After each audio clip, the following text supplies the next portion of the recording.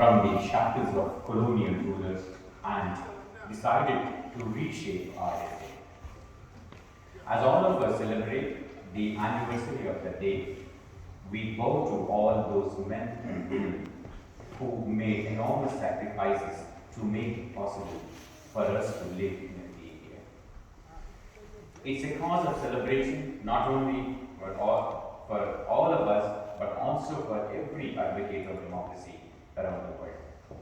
When India won independence, there were many international leaders and experts who were skeptical about the success of democratic form of government in India.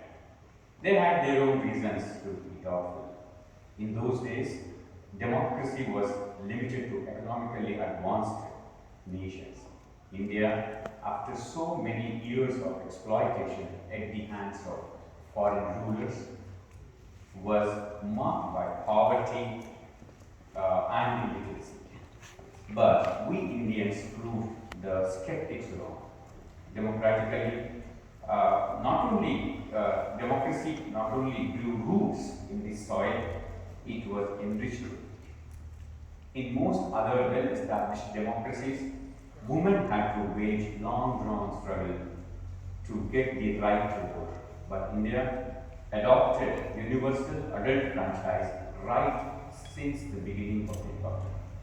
Thus, the makers of modern India enabled each and every adult citizen to participate in the collective process of nation building. Thus, India can be credited to have helped the world discover the true potential of democracy. For 75 weeks now, the nation has been commemorating these noble ideas that won us freedom. In March 2021, we began Azadi Ka Amrit Mahotsav with the reenactment of Dandi March. This way, our celebrations began with a tribute to that watershed event which had put our struggle on the world map. This festival is dedicated to the people of India. Based on the success achieved by the people, the resolve to build Atmanirbhar Bharat is also a part of this Mahotsav. Citizens from all age groups have keenly participated in series of events held across the country. This grand festival is going ahead with the Har Ghar Tiranga Abhiyan. The Indian tricolors fluttering in every nook and corner of the country, I can say the word. Great martyrs would have been thrilled to see the spirit of the independence movement coming alive again on such a massive scale. Our glorious freedom struggle was waged bravely across vast territory of our country. Many great freedom fighters did their duty and passed on the torch of awakening, leaving little trace of their heroic deeds. Forgotten for long were many heroes and their struggles, especially among the peasant and tribal populations. The government's decision last year to observe 15th November as Janajatiya Gaurav Divas is welcome because our tribal heroes are not only merely local and regional icons, but they inspire the entire nation. The pandemic has uprooted lives and also economies in the entire world. When the world has been battling the economic consequences of the great crisis, India got its act together and is now moving forward. India is among the fastest growing major economies in the world today. India's startup ecosystem ranks high in the world. The success of startups in our country, especially growing number of unicorns, is a shining example of our industrial progress. The government and policymakers deserve credit for beating the global trend and helping the economy to flourish. During the last few years, unprecedented progress has been made in the development of physical and digital infrastructure.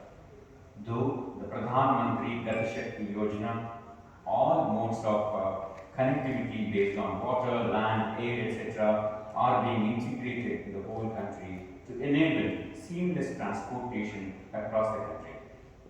For the vibrancy of growth, uh,